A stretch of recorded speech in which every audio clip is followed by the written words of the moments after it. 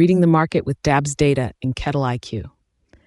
In this short training, I'll show you Utah's statewide sales, how to spot top movers and depletion trends, and how to turn that market context into your next sales conversation.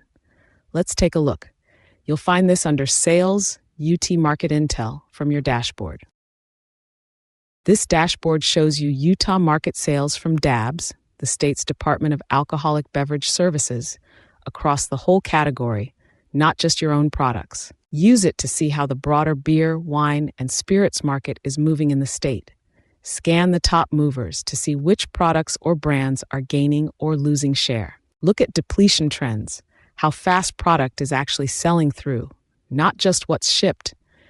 And filter by category or competitor to narrow the view to what matters for your next sales conversation. This is competitive context, what the market's doing around you, so you know whether your own numbers are a company problem or a category-wide trend.